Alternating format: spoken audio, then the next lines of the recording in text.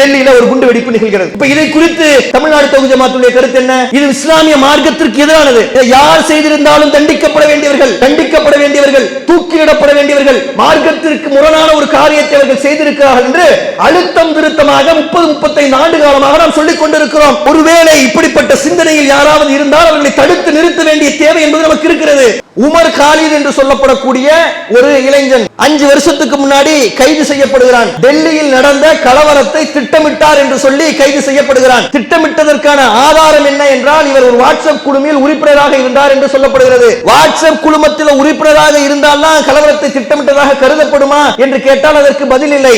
5 வருஷமாக ஒரு மனுஷன் இன்னும் ஜெயிலுக்குள்ள கிடக்கிறான். பொதுவாக இந்தியாவில் இருக்கக்கூடிய சட்டங்கள் சொல்லக்கூடிய விஷயம் என்னவென்றால், அரஸ்ட் பண்ணக்கூடியவனுக்கு பெயில் மேண்டேட்டரி, பெயில் கண்டிப்பாக கொடுக்கணும். ஜெயில் எக்ஸெப்ஷன் இருப்பதிலேயே அரிதிலும் அரிதான வழக்குகள்ல மட்டும்தான் நீங்க ஜெயில வைக்க முடியும். பெரும்பான்மையானவர்களுக்கு நீங்க பெயில் கொடுத்தே ஆக வேண்டும். கொலைகாரன் எல்லாம் 3 மாசத்துல, 15 நாள்ல, 1 மாசத்துல பெயில்ல வெளியே வந்துடலாம். ஆனால் எந்த கொலையும் செய்யாமல், எந்த குற்றமும் செய்யாமல், குற்றம் சாட்டுவதற்கான அடிப்படை முகாந்திரங்களும் இல்லாமல் இன்னைக்கு உமர் காலித் ஜெயிலுக்குள்ள தான் இருக்கிறார். 5 வருஷமா இருக்கிறார். அவர் ஒரு கடிதத்தை எழுதுகிறார்.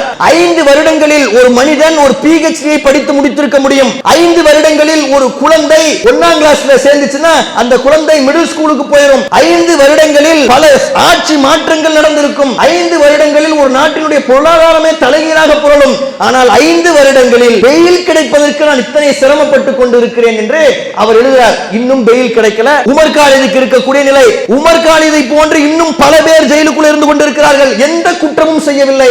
அகிலங்களை எல்லாம் படைத்தது இறைவன் ஒருவன் என்றும், முஹம்மது நபி ஸல்லல்லாஹு அலைஹி வஸல்லம் அவர்கள் அந்த இறைவனின் அடிமையாகவும் அவனது தூதராகவும் இருக்கிறார்கள் என்று சாட்சியம் கூறியவனாகவும், வார்த்தைகளில் சிறந்தது அல்லாஹ்வுடைய வார்த்தைகள் என்றும்,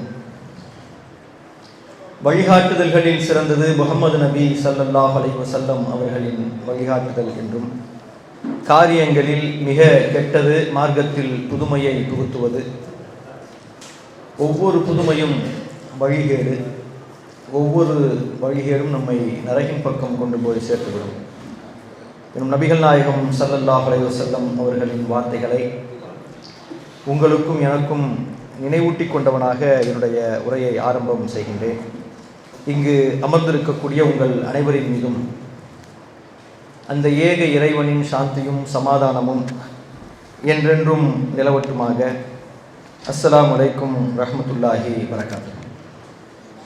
கண்ணியத்திற்குரிய சகோதரர்களே, தேசம் சென்று கொண்டிருக்கும் பாதை நம்முடைய கடமை என்கின்ற தலைப்பு நமக்கு கொடுக்கப்பட்டு இருக்கிறது. இந்த நாடு கடந்த 12 வருடங்களாக எப்படிப்பட்ட பிரச்சனைகளை எல்லாம் சந்தித்து கொண்டிருக்கிறது என்பதை பல வகைகளில், பல வடிவங்களில் நீங்கள் கேள்விப்பட்டு இருப்பீர்கள். ஒவ்வொரு நாளும் ஒவ்வொரு பிரச்சனை, ஒவ்வொரு மாதமும் ஒவ்வொரு சிக்கல், ஒவ்வொரு மாதமும் இந்த சூழல்கள் மோசமடைந்து கொண்டே செல்லக்கூடிய ஒரு நிலை என்பது இருக்கிறது. அது பலருக்கு தெரிந்தும் இருக்கிறது, ஒரு சிலர் தெரியாத நிலையிலும் இருக்கிறோம். இன்றைக்கு சூழல் எப்படி இருக்கிறது என்பதை எண்ணி பார்த்து நாம் செய்ய வேண்டிய கடமைகள் செய்து விட்டோமா, இன்னும் எவ்வளவு உள்ளது என்பதை நாம் எடை போட்டு பார்ப்பதற்காக இந்த நேரத்தை பயன்படுத்திக் கொள்வது சிறப்பாக இருக்கும். கண்ணியத்திற்குரியவர்களே, இன்றைய அரசாங்கம் ஏராளமான சட்டங்களை கொண்டு வந்தது. அதற்காக போராட்டங்களை எல்லாம் நீங்கள் நடத்தியும் இருக்கிறீர்கள். CAA என்கின்ற ஒரு சட்டம் கொண்டு வரப்பட்டது, முத்தலாக்குக்கு எதிரான சட்டம் கொண்டு வரப்பட்டது, ஆர்டிகிள் 370 எதிர்த்து சட்டங்கள் கொண்டு வரப்பட்டது. இப்படி பல சட்டங்கள் பெரிய அளவில் கொண்டு வரப்பட்டு இந்தியா முழுவதும் போராட்டங்கள் நடந்தது. இப்போ சூழல் எப்படி இருக்கு அப்படி என்பதை நீங்கள் அறிந்து கொள்ள வேண்டுமேயானால், யாரோ ஒரு சிலர் சில பிரச்சனைகளை செய்துவிட்டு சட்டங்களை இயற்றிவிட்டு செல்லக்கூடிய நிலையில் இன்னைக்கு சூழல் இல்லை. சூழல் இன்னும் மோசமாகிறது. கிளாரியன் இந்தியா என்கின்ற ஒரு பத்திரிகையில் சில நாட்களுக்கு முன்னால் வந்திருக்கக்கூடிய ஒரு செய்தி, கொல்கட்டாவில் பஸ்ஸுகள் இயங்கிக் கொண்டு இருக்கிறது. அந்த பஸ்ஸுகளில் இஸ்லாமியர்களும் பயணம் செய்கிறார்கள். அதில் ஒரு இஸ்லாமிய பெண் தனியாக ஒரு சீட்டில் உட்கார்ந்துருக்கிறாங்க. நிறைய மற்ற மதத்தை சார்ந்த ஆண்களும் பெண்களும் உட்கார்ந்து இருக்கிறாங்க. அந்த தனியாக உட்கார்ந்துருக்கக்கூடிய இஸ்லாமிய பெண்ணுக்கு பக்கத்தில் ஒரு ஸ்பீக்கர் மெகாஃபோன் ஒன்று இருக்கு இல்லையா, அந்த மெகாஃபோன் கொண்டு வந்து வைக்கப்படுகிறது. அதில் ஒரு பாட்டு போடப்படுது. அந்த பாட்டு என்ன பாட்டு என்பதை விட அது அந்த இஸ்லாமிய பெண்ணை கிண்டல் செய்வது மாதிரியான ஒரு நடைமுறையாக இருக்குது. அந்த பெண் ஹிஜாப் அணிந்திருக்கிறா. இந்த ஆடக்கூடிய நபர் இந்த பாட்டை போட்டு அவர் டான்ஸ் ஆடுறார். இந்த டான்ஸ் ஆடக்கூடிய நபர் என்ன செய்கிறாருன்னு சொல்லி கேட்டிங்கன்னா, அந்த தலையை மூடிக்கொள்ளக்கூடிய அந்த ஹூடி மாதிரியான ஒரு ஆடையை போட்டிருப்பாங்கள்ல, அந்த ஆடையை போட்டுக்கொண்டு அவர் அப்படியே குனிந்து கொண்டு முழுசாக ஆடையை மூடிக்கொண்டு கிண்டலும் கேலியுமாக அந்த பெண்ணின் முன்னாடி ஆடுறார். ஒட்டுமொத்த பஸ்ஸும் பார்த்துக்கிட்டு இருக்கு. ஒரு ஹிந்து பெண்மணியும் பார்த்து கொண்டு இருக்கிறார். இவர் செய்து கொண்டிருக்கக்கூடிய அனைத்தும் வீடியோவில் ரெக்கார்ட் செய்யப்படுகிறது. கேமரா அப்படியே திரும்புது. அந்த பக்கம் இதை ரெக்கார்ட் செய்து கொண்டிருக்கக்கூடிய பலர் சிரித்து கொண்டு இருக்கிறார்கள். அந்த பையனுடைய ஆட்டம் அடுத்த நிலை அடைகிறது. கொச்சையான உடல் மொழியோடு அந்த பெண் முகம் சுளிக்கக்கூடிய அளவில் டான்ஸ் ஆடுறார். டான்ஸ் ஆடியதற்கு பிறகு ஒரு பஸ் ஸ்டேஷனில் அது நெருங்குது. அவர்கள் அந்த பாட்டை ஆஃப் பண்ணிவிட்டு அந்த இடத்துலேருந்து இறங்கி போகிறான். சிரிச்சுக்கிட்டே இறங்கி போகிறான். இது சோஷியல் மீடியாக்களில் போடப்படுகிறது. சோஷியல் மீடியாக்களில் பெரிய அளவில் அது வரவேற்பை பெறுகிறது. இந்தியா முழுவதும் அது கொண்டு போய் சேர்க்கப்படுகிறது. இதை அந்த பத்திரிகை வெளியிட்டு இருக்கிறது. அதே மாதிரி இன்னொரு ஆண், ஒரு மெட்ரோ ட்ரெயின், ஒரு இஸ்லாமியர் தொப்பியெல்லாம் அணிந்து கொண்டு அந்த வட இந்திய இஸ்லாமியர்கள் அணியக்கூடிய அந்த கோட்டெல்லாம் போட்டுக்கிட்டு அவர் ஏதோ வியாபாரம் செய்கிறார் போல தெரியுது. கையில் ஒரு துணிப்பையை வைத்துக்கொண்டு அவர் உட்கார்ந்துட்டு இருக்கிறார். அவர் பக்கத்தில் ஒரு 18-19 வயசு உள்ள ஒரு சிறுவன், ஒரு இளைஞன் வந்து உட்கார்றான். அந்த இளைஞன் அங்கே உட்கார்ந்த உடனே அவனை ஒருத்தன் கேமரா எடுத்துக்கிட்டு இருக்கிறான். உட்கார்ந்துட்டு இருக்கக்கூடிய அந்த இளைஞன் என்ன பண்ணுறான்னா, ஒரு அருவருக்கக்கூடிய ஒன்றின் பக்கத்தில் உட்கார்ந்தால் எப்படி உடலை வந்து இப்படி சுருக்கிப்பாங்க, அந்த மாதிரி உடம்பை சுருக்கிறான். ஒரு பயப்படக்கூடிய ஒன்றின் பக்கம் இருந்தால் முகத்தை எவ்வாறு கைகளில் வச்சு பண்ணுவாங்க, அந்த மாதிரி முகத்தை பயமுறுத்திக்கிட்டு அப்படி ஒரு மாதிரி ஒதுங்குற மாதிரி ஒதுங்கி போகிறான், சிரிக்கிறான். அது ரெக்கார்ட் செய்யப்படுகிறது, அது பரப்பப்படுகிறது. இப்போ இங்கே என்ன சூழல் இங்கே இருக்குது என்று சொல்லப்பட்டால், ஒரு இஸ்லாமிய ஆணாக ஒரு இஸ்லாமிய பெண்ணாக ஒரு பஸ்ஸில் ஒரு பேருந்தில் பயணம் செய்வதே சிரமம் என்கின்ற ஒரு சூழலை நோக்கி வட இந்தியா சென்று கொண்டு இருக்கிறது. இதை நம்ம கூடுதலாகலாம் சொல்லலை, இப்படித்தான் அந்த மாநிலங்கள் அந்த நாடு சென்று கொண்டு இருக்கிறது. எந்த அளவிற்கு இன்னைக்கு சூழல்கள் போய்கொண்டு இருக்கிறது என்றால், ஒரு வழக்கு சமீபத்தில் உத்தரப்பிரதேசத்தில் விசாரணைக்கு வருகிறது. அது என்ன வழக்குன்னு சொல்லி கேட்டீங்கன்னா, 2014 நடந்த ஒரு கொலை, 2015 நடந்த ஒரு கொலை. 2015 நடந்த அந்த கொலை எல்லோரும் கேள்விப்பட்ட ஒரு பெயர், முகமது அஹ்லாக். முகமது அஹ்லாக் என்று சொல்லப்படக்கூடியவர் கொலை செய்யப்பட்ட அந்த வழக்கு விசாரணைக்கு வருகிறது. பொதுவாக இந்த வழக்குகளை பொறுத்தவரையில் நாம் தெரிந்து கொள்ள வேண்டிய விஷயம் என்ன அப்படின்னு சொல்லி கேட்டால், ஒரு சிவில் வழக்கு நடக்குதுன்னு வச்சுக்கிடுங்க. நீங்களும் நானும் ஒரு வீடு சேர்ந்து வாங்குறோம், அதில் சில டிஸ்பியூட் வருது. நீங்கள் ஒரு வழக்கு போடுவீங்க, அந்த வழக்கில் நான் வாதி, இன்னொருத்தர் பிரதிவாதி, அந்த ஃபைட் நடக்கும், சிவில் வழக்கு. ஸோ 2 பேரும் சேர்ந்து காம்ப்ரமைஸாக போயிடலான்னு முடிவு பண்ணிட்டோம்னு வச்சுக்கிறீங்களேன். சரி, ஓகே, காம்ப்ரமைஸாக போகலாம், உனக்கு பாதி எனக்கு பாதிப்பா அப்படின்னு சொல்லிட்டு ஒரு விஷயத்தை எழுதிவிட்டு அந்த அது முடிந்துவிடும். இது வந்து சிவில் வழக்குகளில் உள்ள ஒரு விஷயம். பொதுவாக இந்த கிரிமினல் வழக்குகள் என்ன நடக்கும்னு சொல்லி கேட்டால், இந்த கிரிமினல் வழக்குகள், ஒரு கொலை நடக்குது, ஒரு கற்பழிப்பு நடக்குது அப்படின்னா யார் வழக்கு தொடுப்பது? போலீஸ் அந்த வழக்கை எடுத்து நடத்தும். போலீஸ் வழக்கை எடுத்து நடத்தும் என்பதை விட அரசாங்கம் வழக்கை எடுத்து நடத்தும். அரசாங்கம் தான் வாதியாக இருப்பார். அதற்கு எதிர்த்தரப்பு இன்னொரு ஒருவர் நிற்பாங்க, குற்றம் செய்தவர் நிற்பாங்க. இதுதான் அதில் இருக்கக்கூடிய விஷயம். இந்த அரசாங்கம் எதுவரை வாதம் செய்யும் என்றால், குற்றம் செய்தவர்கள் யாராக இருந்தாலும் அவர்கள் தண்டனையை அனுபவிக்கக்கூடிய காலம் வரை அது வாதம் செய்யும். தண்டனை அனுபவிக்கக்கூடிய இறுதி நிமிடம் வரை வாதம் செய்ய வேண்டும். அது யாராக இருந்தாலும் சரி, எந்த அரசாங்கம் இருந்தாலும் சரி, அரசாங்கங்கள் மாறினாலும் சரி, இதுதான் நடக்க வேண்டும் என்கின்ற நிலை. இப்போ முகமது அஹ்லாக் என்கின்ற இவர் சம்பந்தப்பட்டிருக்கக்கூடிய இந்த வழக்கு என்பது 2015 ஆரம்பிச்ச வழக்கு எல்லோருக்கும் தெரியும். அவரு அந்த வீட்டில் மாட்டுக்கறி வச்சிருக்கிறாருன்னு சொல்லிட்டு அங்க இருக்கக்கூடிய ஒரு கோயிலில் அறிவிக்கப்படுகிறது.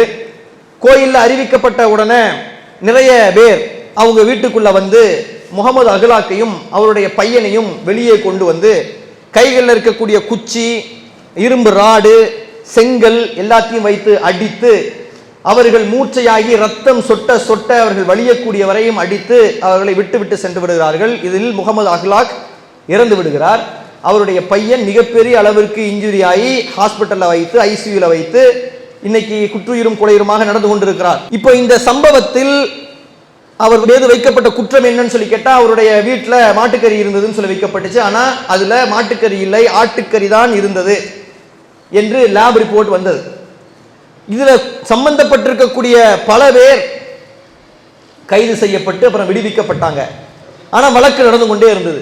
இப்ப சமீபத்தில் இந்த வழக்கு விசாரணைக்காக வரக்கூடிய நேரத்தில் ஆளும் அரசாங்கம், உத்தரப்பிரதேசத்தில் இருக்கக்கூடிய யோகி ஆதித்யநாத்தினுடைய அரசாங்கம் என்ன செய்யுது அப்படின்னு சொல்லி கேட்டீங்கன்னா, இந்த வழக்கில் சம்பந்தப்பட்டிருக்கக்கூடிய இந்த நபர்களை விடுதலை செய்துவிட வேண்டும். சம்பந்தப்பட்டிருக்கக்கூடிய இந்த நபர்களை விடுதலை செய்ய வேண்டும். விடுதலை செய்ய வேண்டும்னா விடுதலை செய்ய வேண்டும் வெளிப்படையா சொல்லல. இந்த வழக்கை நாங்கள் நடத்த விரும்பவில்லை, இந்த வழக்கை நாங்கள் டிராப் செய்கிறோம் என்று சொல்கிறது. அப்ப அங்க இருக்கக்கூடிய ஜட்ஜி கேட்கிறாரு, சுதந்திர இந்தியாவினுடைய வரலாற்றில் இந்த ஐபிசி 302 நினைக்கிறேன், 302 ஆமா அந்த பிரிவை சொல்லி, அந்த கொலை வழக்கு பிரிவை சொல்லி, இந்த பிரிவின் கீழ் வழக்கு போடப்பட்டு அந்த வழக்கை வாதிகளே கைகளில் இருந்து, அதாவது அந்த அரசாங்கமே கைகளில் இருந்து விட்டுவிட்ட வரலாறு இதற்கு முன்னர் இருக்கிறதா என்று கேட்கிறார். இதற்கு முன்னர் இப்படிப்பட்ட ஒரு முன்னுதாரணம் இருக்குதா? இதற்கு முன்னாடி ஒரு அரசாங்கம் ஒரு கொலை வழக்கை கைகளில் நாங்கள் நடத்த விரும்பவில்லை என்று டிராப் செய்த நடைமுறை இருக்குதா என்று கேட்கிறார். நடைமுறை இல்லை. அப்ப எதற்காக நீங்க டிராப் பண்றீங்க அப்படின்னு சொல்லி கேட்டா, அந்த பகுதியில் நல்லிணக்கம் நிலவ வேண்டும் என்பதற்காக நாங்கள் இதை செய்கிறோம். கொலை செய்யப்பட்டவரும் கொலைகாரரும் ஒரே ஊரில் இருக்கிறார்கள், அந்த மக்களுக்கு மத்தியில் எந்த பிரச்சனையும் வந்துவிடக் கூடாது என்பதற்காக நாங்கள் இதை டிராப் பண்றோம் சொல்லி சொல்றாங்க. அப்ப அரசாங்கம் என்று எதுக்கு இருக்குது? கொலை செய்தவர்கள் வழக்கு நடத்தப்படாமல் விடுதலை ஆகிவிட்டால் கொலை செய்யப்பட்டவர்களுக்கு கிடைத்த நீதி என்ன? தாக்கூர் என்று சொல்லப்படக்கூடிய ஒரு மிகப்பெரிய அளவிற்கு பலம் பொருந்திய சமுதாயம், அந்த சமுதாயத்தை சார்ந்த முதலமைச்சர் தான் இன்னைக்கு அங்க ஆட்சியில் இருக்கிறார், யோகி ஆதித்யநாத்.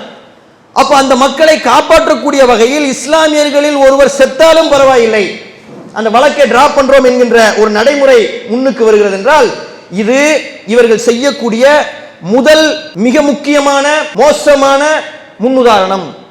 இப்படிப்பட்ட ஒரு முன்னுதாரணம் வைக்கப்படுமையானால் நல்லிணக்கத்தை ஏற்படுத்த வேண்டும், நல்லிணக்கத்தை காப்பாற்ற வேண்டும் என்பதற்காக கொலை செய்தவர்கள் தப்புவதற்கான வாய்ப்பை இந்த உத்தரப்பிரதேசத்தினுடைய யோகி ஆதித்யநாத் அரசாங்கம் கொண்டு வருகிறது. ஏன் இதை குறித்து நாம் பேச வேண்டி இருக்குதுன்னு சொல்லி கேட்டீங்கன்னா, இவர் செய்த பல விஷயங்கள் இந்தியா முழுவதும் ட்ரெண்டான விஷயங்கள் தான். இவர் செஞ்சது எல்லாமே முதலாக இந்தியாவில் புல்டோசர் கலாச்சாரத்தை கொண்டு வந்து குற்றவாளிகளினுடைய வீடுகளை இடித்து தரைமட்டமாக்கக்கூடிய வேலையை முதல்ல இவர் தான் செஞ்சார். அதனாலதான் இவருக்கு பேர் என்னன்னா புல்டோசர் பாபா என்று சொல்லக்கூடிய ஒன்றாக இருந்தது. அதிகமாக என்கவுண்டர்களை நடத்தி ஏராளமான இஸ்லாமியர்களை கொண்டு குவித்தவராக இவர் தான் இருந்தார். அதே மாதிரி வெளிப்படையாக தேர்தல் கூட்டங்களில் இஸ்லாமியர்கள் சொல்லக்கூடிய வார்த்தைகளை சொல்லி ஒரு முதலமைச்சராக இருந்து கொண்டு, இஸ்லாமியர்கள் அவங்களுடைய வாப்பாவை அப்பான்னு சொல்றாங்க உருது மொழியில, அந்த அப்பா என்கின்ற ஒரு வார்த்தையை சொல்லி கிண்டலும் கேலியும் செய்யக்கூடியவராக இவர் தான் இருந்தார். அதிகமாக குழந்தைகளை பெற்றுக் கொள்கிறார்கள் என்பதை அதிகமாக அழுத்தம் திருத்தமாக ஒரு முதலமைச்சராக இருந்து கொண்டு சொல்லக்கூடியவராக இவர் தான் இருந்தார். இவருக்கு பிறகுதான் மோடி கூட பேச ஆரம்பித்தார், உண்மையில் சொல்வதாக இருந்தார்.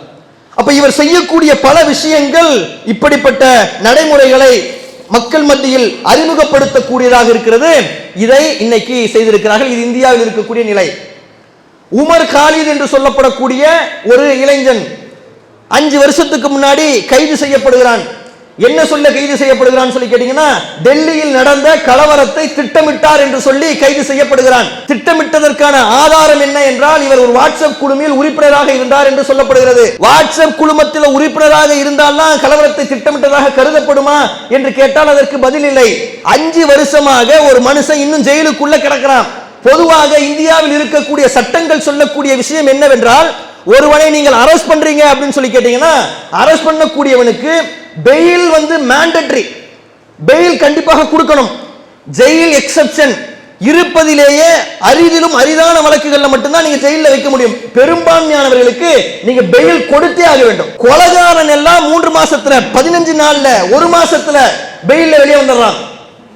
ஆனால் எந்த கொலையும் செய்யாமல், எந்த குற்றமும் செய்யாமல், குற்றம் சாட்டுவதற்கான அடிப்படை முகாந்திரங்களும் இல்லாமல் இன்னைக்கு உமர் காலித் ஜெயிலுக்குள்ளதான் இருக்கிறார். 5 வருஷமா இருக்கிறார். அவர் ஒரு கடிதத்தை எழுதுகிறார். அந்த கடிதத்தை என்ன சொல்றாருன்னு சொல்லி கேட்டீங்கன்னா, 5 வருடங்களில் ஒரு மனிதன் ஒரு PhD படித்து முடித்திருக்க முடியும். 5 வருடங்களில் ஒரு குழந்தை 1ஆம் கிளாஸ்ல சேர்ந்துச்சுன்னா அந்த குழந்தை மிடில் ஸ்கூலுக்கு போயிடும். 5 வருடங்களில் பல ஆட்சி மாற்றங்கள் நடந்திருக்கும். 5 வருடங்களில் ஒரு நாட்டினுடைய பொருளாதாரமே தலைகீழாக புரளும்.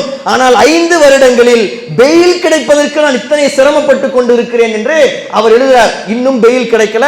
14 நாள் அவருடைய தங்கச்சியினுடைய திருமணத்திற்காக நேற்று சமீபத்தில் பெயில் கொடுக்கிறார். உமர் காலிதுக்கு இருக்கக்கூடிய நிலை, உமர் காலிதை போன்று இன்னும் பல பேர் ஜெயிலுக்குள் இருந்து கொண்டிருக்கிறார்கள். எந்த குற்றமும் செய்யவில்லை, குற்றம் செய்ததாக நிரூபிக்கவில்லை.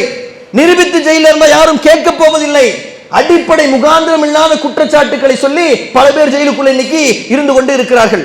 இதே மாதிரி ஒரு குற்றச்சாட்டை சொல்லி ஒருவனை அரெஸ்ட் பண்ணாங்க, லவ் ஜிஹாத் என்கின்ற பெயரை சொல்லி. இதே உத்தரப்பிரதேச அரசாங்கம் ஒருவனை அரெஸ்ட் பண்ணி, முகமது சஹீல் என்று சொல்லக்கூடிய ஒரு பையனை அரெஸ்ட் பண்ணி ஜெயிலுக்குள்ள வச்சு 5 வருஷம் அவனை ஜெயிலுக்குள்ள வைத்திருந்து அவனை ரிலீஸ் பண்றான். 17 வயசுல அரெஸ்ட் பண்ணவன 22 வயசுல ரிலீஸ் பண்றான். கோர்ட் ரிலீஸ் பண்ணுகிறது. ரிலீஸ் பண்ணக்கூடிய நேரத்தில் கோர்ட் சொல்லக்கூடிய விஷயம் என்னவென்றால், இவன் இந்த குற்றத்தை செய்ததற்கான எந்த அடிப்படை முகாந்திரமும் இல்லை. ஒரு பெண்ணை வேண்டுமென்றே காதலித்து கல்யாணம் செய்து கைவிடுவதை இவர்கள் லவ் ஜிஹாத் என்று சொல்றாங்க. அதை எந்த அயோக்கியன் செய்கிறான் என்று தெரியவில்லை. ஆனால் செய்ததாக இவர்கள் புதுசாக ஒரு வரலாற்றை எழுதி கரப்ட் செய்து அவங்க கொண்டு வரான். இந்த பையன் அதை செய்தான் என்று எந்த அடிப்படை முகாந்திரம், இந்த மீது வழக்கு தொடுப்பதற்கான அடிப்படை முகாந்திரம் கூட இல்லை. இந்த இடத்துக்கு நான் வரேன். ஒரு பொருள் காணும் என்றால் அமீன் இந்த பொருளை எடுத்துட்டு போயிருக்கலாம், திருடி இருக்கலாம் சொல்லி நம்மள குற்றம் சாட்டுறதுக்கு ஒரு முகாந்திரம் இருக்குது. இந்த இடத்துக்கு நான் வரவே இல்லை. நான் எங்கேயோ 50-60 கிலோமீட்டருக்கு அந்த பக்கம் இருக்கிறேன். ஆனா பொருள் காணாம போச்சு, அமீன் தான் திருடிட்டு போனார்னு சொல்லி உங்களால் வழக்கு கொடுக்க முடியாது. ஏனென்றால் அடிப்படை முகாந்திரம் இல்லை. இப்படிப்பட்ட ஒரு வழக்கை கொடுத்தால் உடனடியாக நம்மளை வெளியில கொண்டு வந்து விட முடியும். ஆனால் இப்படிப்பட்ட அடிப்படை முகாந்திரம் கூட இல்லாமல் 5 வருஷமா ஒரு பையன் ஜெயிலுக்குள்ள கடந்திருக்கிறான். 22 வயசுல அவனை ரிலீஸ் பண்ணிருக்கிறாங்க. அவன் பட்ட அவமானம் என்ன, அவனுடைய தாய் தந்தை ஏற்பட்ட அவமானம் என்ன, அவர்கள் வீட்டில் எத்தனை பிரச்சனைகள் நடந்திருக்கும், மரியாதையோடு நடந்திருக்க முடியுமா? இந்த சங்க பரிவாரங்கள் அவர்களை சும்மா விட்டுருவாங்களா? விட மாட்டாங்க. அப்ப இன்னைக்கு இவ்வளவு நெருக்கடிகள், சட்டத்தின் அடிப்படையில் நெருக்கடி, மக்களை வைத்து நெருக்கடி, இஸ்லாமியர்கள் நடமாட முடியாத ஒரு சூழல் என்பது வடநாட்டில் இன்னைக்கு உண்மையில் இருக்கிறது. வெளிப்படையாக பேச முடியாத ஒரு நிலை என்பது உண்மையில் இங்கே இருக்கிறது. என்ன செய்தாலும் வெற்றி பெற்று விடுவார்கள் என்கின்ற ஒரு நிலை என்பது இன்னைக்கு இருந்து கொண்டிருக்கிறது. இப்ப சமீபத்தில் வந்திருக்கக்கூடிய செய்தி, உத்தரப்பிரதேசத்தில் சுமார் 3 கோடி வாக்காளர்கள் நீக்கப்படுகிறார்கள். அதற்கென்று இவர்கள் ஒரு ஆப்பை பயன்படுத்துகிறார்கள். அந்த ஆப் சில மேப்பிங் பண்ணுது. அந்த மேப்பிங் செய்வதன் மூலமாக இஸ்லாமியர்கள் அதிகமாக இருக்கக்கூடிய பகுதியில் இருக்கக்கூடிய வாக்குகளை நீக்குவதற்குண்டான வேலைகள் நடக்கிறது என்று சொல்றாங்க அகிலேஷ் யாதவ். இது அங்க மட்டும் நடக்கல, இங்க நடக்குது. 88 லட்சம் வாக்குகள் மாற்றப்படுவதாக இங்கே சொல்றாங்க. அப்ப எப்படிப்பட்ட ஒரு சூழல் இருக்கிறது என்பதை நாம் புரிந்து கொள்ளணும். அதெல்லாம் வடநாட்டிலங்க, இங்க எந்த பிரச்சனையும் இல்லை. இங்க இருக்கக்கூடிய எல்லா விஷயங்களும் சுமூகமாக இருக்கிறது, சூழல் எந்த பிரச்சனையும் இல்லை என்று நாம் நினைப்போமே. ஆனால் அப்படி இல்லை. திருப்பரங்குன்றம் பிரச்சனை நீங்க எடுத்துக்கிட்டீங்கன்னா, இந்த திருப்பரங்குன்றம் பிரச்சனையை இதுவரையில் இந்த தமிழக வரலாறு சந்திக்காத அளவுக்கான விஷயங்கள் நடக்குதுல. தீபம் ஏற்றணும்னு சொல்லிட்டு ஒரு நீதிபதி தீர்ப்பு வழங்குறார், அது ஓகே. அது ஏதோ ஒரு சட்டத்தின் அடிப்படையில் கொடுக்கிறார் என்பது ஓகே. ஆனால் அதற்கு பாதுகாப்புக்கு CISF என்று சொல்லக்கூடிய இண்டஸ்ட்ரியல் செக்யூரிட்டி போர்ஸை அனுப்பியது இதற்கு முன்னாடி நடந்ததே கிடையாது. அந்த CISF என்று சொல்லக்கூடியவங்க எங்க இருக்கக்கூடியவங்கன்னா, கோர்ட்டை பாதுகாப்பதற்கு இருக்கக்கூடிய ஒரு ஆட்களை போய் போலீஸுக்கு எதிராக போய் நிக்க சொல்றாங்க. போலீஸ் நீ ப்ரொடெக்ஷன் கொடுக்க முடியலையா, நான் போலீஸை அனுப்புகிறேன். ஒரு நீதிபதி சொல்றார். சொல்லவே முடியாதுங்க. சட்டத்தின் அடிப்படையில் சொல்லவே முடியாது. வடநாட்டு மீடியாக்கள் இப்ப எதை பேசணும், எந்த அடிப்படையில் நீ CISF அனுப்ப சொன்ன? நேரடியாக ஆளும் அரசாங்கத்தை மோதக்கூடிய வேலையை இந்த நீதிபதி செய்திருக்கிறாரே, எவ்வாறு செய்தார் என்கின்ற கேள்வி எழுப்பப்பட்டிருக்க வேண்டும். இங்க 3 அமைப்புகள் இருக்கு: ஜுடிஷியரி, லெஜிஸ்லேட்டிவ், பியூரோக்ரசி என்று 3 இருக்குது. நீதித்துறை, நிர்வாகம், ஆட்சி, இந்த 3மே தனித்தனியாக இயங்கணும். நீதித்துறை நேரடியாக தன்னுடைய மூக்கை அதிகாரம் இருக்கக்கூடிய அந்த இதுல நுழைக்க முடியாது. இப்ப இந்த லா அண்ட் ஆர்டர் தீர்மானிக்கக்கூடிய வழக்கு யாருக்கு இருக்கு? அரசாங்கத்துக்கு இருக்கு, நீதிபதிக்கு கிடையாது. ஆனால் அவர் அந்த ஒரு உத்தரவை பிறப்பிக்கிறார். இப்ப இதை குறித்து பேச வேண்டிய வட இந்திய மீடியாக்கள் பேசவில்லை. இதற்கு எதிராக, இவர்களுக்கு எதிராக வட இந்தியா மீடியாக்கள் முழுதும் பேசிக் கொண்டிருக்கிறார்கள். நிறைய பொய்கள், கற்பனைகள் இங்கே சொல்லப்பட்டுக் கொண்டே இருக்கு. அந்த இடத்தில் அடக்கம் செய்யப்பட்டிருப்பவர் யார் தெரியுமா? அவர் எப்படி வந்தார் தெரியுமா? இவர் எப்படிப்பட்ட ஒரு ஆள் தெரியுமா? இவர் மாலிகாபூருடைய படையெடுப்பிலே இவருடைய பங்களிப்பு இருக்கிறது தெரியுமா? இவர் இந்துக்களை கொன்றார் தெரியுமா? என்று பல விஷயங்கள் பேசப்படுகிறது. இப்ப இதுல நாம பெற்றுக்கொள்ள வேண்டிய பாடம் என்ன, இதுல நாம தெரிந்து கொள்ள வேண்டிய விஷயம் என்ன அப்படின்னு கேட்டீங்கன்னா, இப்ப இவர்கள் இவ்வளவு விஷயங்களை சொல்றாங்கல்ல, வட இந்தியாவில் உள்ள பிரச்சனைகள் இருக்கு, தெற்கே நீங்க வாழ்ந்து கொண்டிருக்கக்கூடிய தமிழ்நாட்டில் இந்த பிரச்சனைகள் இருக்கிறது. இப்படி நடக்கக்கூடிய பிரச்சனைகளுக்கு தீர்வு கொடுக்கக்கூடிய இடத்தில் நாம் இருக்கிறோமா? தீர்வை சொல்லக்கூடிய இடத்தில் நாம் இருக்கிறோமா? இந்த பிரச்சனைகளை தடுத்து நிறுத்தக்கூடிய இடத்தில் நாம் இருக்கிறோமா என்றால் கேள்விக்குறியாக இருக்குது. இப்ப இவங்க பொய்யான வரலாறை எடுத்து சொல்லிக்கிட்டு இருக்காங்க. இது பொய் என்பதை சொல்வதற்கு இருக்கு ஆதாரங்கள் இருக்கு. எடுத்து பேச போவது யார்? இந்த ஆதாரங்களை தொகுத்து வைத்திருக்கக்கூடிய இஸ்லாமியர் யார்? இதை குறித்து வரலாற்று ரீதியாக ஆய்வு செய்த இஸ்லாமிய அறிஞர்கள் எத்தனை பேர்? பாட புத்தகங்களில் எழுதி வைத்திருக்கிறான். ஓபன் யூனிவர்சிட்டி என்று சொல்லப்படக்கூடிய தமிழக யூனிவர்சிட்டியில இஸ்லாமியர்கள் எதிர்ப்பை வைத்துக் கொண்டு ஏராளமான கட்டுரைகள், ஏராளமான வரலாறுகள் எழுதப்பட்டிருக்கு. அதை மாற்றி எழுதுவதற்கான ஆட்கள் இஸ்லாமியர்கள் இருக்கிறார்களா என்று கேட்டால் இல்லை. இந்த விஷயத்தை யார் எடுத்து பேசிட்டு இருக்கா? நீங்க சங்க பரிவாரங்கள் சொல்வது கூட நீங்க பாருங்க. இந்த விஷயத்தை அரசுதான் பேசுகிறது, இஸ்லாமியர்கள் பேசவில்லை. இஸ்லாமியர்கள் பேசுறோம், அரசியல் ரீதியாக எதிர்ப்பை தெரிவிக்கிறோம், கண்டன அறிக்கைகளை வெளியிடுகிறோம். இந்த விஷயத்தில் இஸ்லாமியர்கள் இறங்கினால் இதுல இவர்கள் அரசியல் குளிர் காய்ந்து விடுவார்கள் என்பதற்காக அமைதியான ஒரு நிலையை கொண்டுட்டு போறோம். ஆனால் இஸ்லாமியர்களில் இருக்கக்கூடிய அறிவுஜீவிகள், வரலாற்று ஆசிரியர்கள், பத்திரிகையாளர்கள், பேராசிரியர்கள், அகழ்வாராய்ச்சி செய்யக்கூடியவர்கள், இவர்கள் எல்லாம் இன்னைக்கு களத்துல வந்து பேசியிருக்கணுமா இல்லையா? அங்கொன்றும் இங்கொன்றுமாக சொற்பமாக 4 பேர் இருக்கிறாங்க. அப்ப நாம புரிந்து கொள்ளணும், நாம ஒரு மோசமான ஒரு சூழல்ல இருக்கிறோம். இதை விட மோசமான சூழலுக்கு கொண்டுட்டு போவதற்கு ஒரு கூட்டம் வேலை பார்க்குது, 100 வருஷமா வேலை பார்க்குது, வேலை பார்த்து கொண்டே இருக்குது. அவர்கள் பிரிக்க வேண்டும் என்கின்ற திட்டத்தோடு தான் செயல்படுறான். புதுசாக பல ஆட்களை கொண்டு வந்தவர்கள் செய்கிறார்கள். நாம் என்ன இன்னைக்கு செய்து கொண்டிருக்கிறோம் என்றால், அதிகபட்சம் வேடிக்கை பார்க்கிறோம், குறைந்தபட்சம் கவலைப்படுகிறோம். களத்தில் என்ன பணி செய்கிறோம் என்கின்ற கேள்வியை நாம் பார்த்தால் மிக குறைவாக செய்கிறோம், மிக குறைவாகத்தான் செய்கிறோம். பணி செய்ய வேண்டிய வேலைகள் நிறைய இருக்குது. அப்ப நாம செய்வதற்கான தேவைகள் இருக்கு. அல்லாஹ்வுடைய கிருபையினால இந்த 2 நாட்களாக இந்த ஜமாத்து செய்ய வேண்டிய பணிகள், மார்க்க ரீதியாக செய்ய வேண்டிய பணிகள், மறுமையில் பெற வேண்டிய வெற்றியை குறித்து பேசக்கூடிய அதே நேரத்தில் மறுமை வெற்றியை பெற்றுத்தரக்கூடிய சமூக பணிகளை குறித்தும் சிந்திக்க வேண்டிய அவசியம் இன்னைக்கு காலத்தினுடைய கட்டாயமா இருக்கு. இன்னைக்கு செய்தே ஆக வேண்டிய ஒரு சூழல் என்பது இன்னைக்கு இருக்குது. ஆனால் அதில் மிக குறைந்த அளவிற்கே திட்டமிட்டு உழைக்கக்கூடியவர்களாக நம்மில் பலர் இருக்கிறோம். அப்ப 2மே தேவை. சமூகம் சார்ந்த விஷயங்களிலும் நாம் கவனம் செலுத்த வேண்டியிருக்கிறது, மார்க்கம் சார்ந்த விஷயங்களிலும் நாம் கவனம் செலுத்த வேண்டியிருக்கிறது. 2யும் இரட்டைக்குழல் துப்பாக்கி மாதிரி நாம் எடுத்து செல்ல வேண்டிய ஒரு தேவை என்பது இன்னைக்கு இருக்கிறது. அப்ப 2க்குமே தயாராக ஒரு அமைப்பு தேவைப்படுகிறது. இப்ப வடநாட்டில் இந்த விஷயங்கள்லாம் ஏன் நடைமுறைப்படுத்தப்பட முடியல? அங்க ஒரு அமைப்பு இல்லை. அல்லாஹ்வுடைய அருளால் தமிழ்நாடு தௌஹீத் ஜமாத் என்கின்ற இந்த அமைப்பு மக்களை ஒன்றிணைத்து, கிளை வரையில் மக்களை, ஆயிரக்கணக்கான நபர்களை ஒருங்கிணைத்து சத்தியத்தை மக்கள் மத்தியில் கொண்டு போய் சேர்க்கக்கூடிய ஒரு வேலையை செய்து கொண்டிருக்கிறது. இன்னும் நாம் வீரியமாக செய்ய வேண்டிய ஒரு அவசியம் என்பது இருக்கிறது. இன்னைக்கு சூழல் அதை விட ரொம்ப நெருக்கடியான ஒரு சூழல் இருக்கக்கூடிய நேரத்தில் இந்த அமைப்பை வலுப்படுத்தி இதை கொண்டு போய் சேர்க்க வேண்டிய ஒரு சூழல் என்பது இருக்கிறது. தவறான பாதையை ஒரு சிலர் தேர்ந்தெடுத்துறான், அவனை தடுத்து நிறுத்த வேண்டிய ஒரு அவசியம் என்பது இருக்கிறது. அதை நாம தான் செய்ய முடியும், வேற யாரும் செய்ய முடியாது. சத்தியத்தை, மார்க்கத்தை எடுத்து சொல்லக்கூடிய நாம் செய்ய முடியும், மற்றவர்களால் செய்ய முடியாது. நாம வெறும் சமூக அமைப்பு இல்லை, மார்க்கத்தையும் எடுத்து சொல்லக்கூடிய ஒரு அமைப்பு. உதாரணத்திற்கு வேறு அமைப்புகளை எடுத்துக்கொண்டால் ஓட்டுக்காக வேலை செய்வான், நம்ம ஓட்டுக்காக வேலை செய்வதில்லை, கொள்கையை சொல்வதற்காக இருக்கிறோம். உதாரணத்திற்கு இங்க ஒரு குண்டு வெடிப்பு நிகழ்வு, எங்க டெல்லியில ஒரு குண்டு வெடிப்பு நிகழ்கிறது. இப்ப இதை குறித்து நம்முடைய கருத்து என்ன? தமிழ்நாடு தௌஹீத் ஜமாத்துடைய கருத்து என்ன? இது இஸ்லாமிய மார்க்கத்திற்கு எதிரானது. இதை யார் செய்திருந்தாலும் தண்டிக்கப்பட வேண்டியவர்கள், கண்டிக்கப்பட வேண்டியவர்கள், தூக்கிலிடப்பட வேண்டியவர்கள், மார்க்கத்திற்கு முரணான ஒரு காரியத்தை அவர்கள் செய்திருக்கிறார்கள் என்று அழுத்தம் திருத்தமாக 30-35 ஆண்டு காலமாக நாம் சொல்லிக் கொண்டிருக்கிறோம். ஒருவேளை இப்படிப்பட்ட சிந்தனையில் யாராவது இருந்தால் அவர்களை தடுத்து நிறுத்த வேண்டிய தேவை என்பது நமக்கு இருக்கிறது. ஒரே ஒருவர் கூட இந்த சிந்தனையோடு உருவாகிவிடக் கூடாது என்பதை அழுத்தம் திருத்தமாக சொல்ல வேண்டிய அவசியம் இருக்கிறது. அதற்கு இந்த அமைப்பு என்பது கூடுதல் வலுவோடும் கூடுதல் வலிமையோடும் ஒருங்கிணைப்போடும் ஆயிரக்கணக்கான கிளைகளோடு பல்லாயிரக்கணக்கான நிர்வாகிகளோடு களத்தில் செயல்பட வேண்டிய அவசியம் என்பது இருக்கிறது. புரிந்து கொள்ளணும். ஒரு அமைப்பாக, ஒரு கிளையாக, ஒரு மாவட்டமாக, ஒரு மாநிலமாக பல நிர்வாகிகளோடு கட்டமைப்போடு செயல்பட வேண்டியதனுடைய அவசியம் எதற்காக வருகிறது என்றால் சூழல்கள் அப்படி இருந்து கொண்டு இருக்கிறது. இன்னும் கூடுதல் வலிமையோடு நாம் செய்ய வேண்டிய அவசியம் என்பது இருக்கிறது. அனஸ் பின் மாலிக் ரலியல்லாஹு அன்ஹு அவர்கள் அறிவிக்கிறார்கள், உன்னுடைய சகோதரன் அநீதி இழைத்தவனாக உள்ள நிலையிலும் அநீதி இழைக்கப்பட்ட நிலையிலும் அவனுக்கு நீ உதவி செய் என்று நபிகள் நாயகம் ஸல்லல்லாஹு அலைஹி வஸல்லம் சொல்றாங்க. அநீதி இழைக்கப்பட்ட நிலையில் உதவி செய்வது என்பது ஓகே. அநீதி இழைத்தவனாக இருக்கக்கூடிய நேரத்தில் எப்படி உதவி செய்ய முடியும்? அநீதி இழைத்தவனாகவும் அநீதி இழைக்கப்பட்ட நிலையிலும் உதவி செய்யணும். எந்த அடிப்படையில்?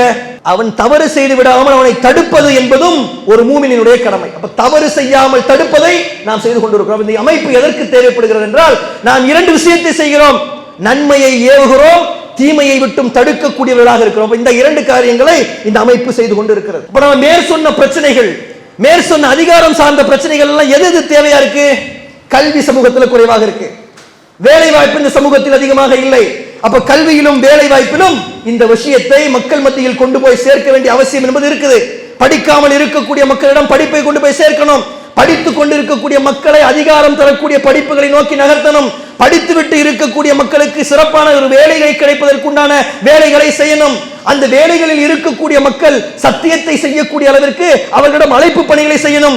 இன்றைக்கு நாம் தாவா செய்தோ செய்யாமலோ அரசாங்க பணிகளில் இருக்கக்கூடிய மக்களுக்கு சத்தியம் எது அசத்தியம் எது என்பதை புரிந்து வைக்கக்கூடிய அழைப்பு பணி அவர்களுக்கு நாம் செய்யணும். பத்திரிகையாளர்களிடம், அரசு அதிகாரிகளிடம், பேராசிரியர்களிடம் நாம் தௌஹீத் என்றால் என்னவென்று எடுத்து சொல்ல வேண்டிய கடமை என்பது நமக்கு இருக்குது.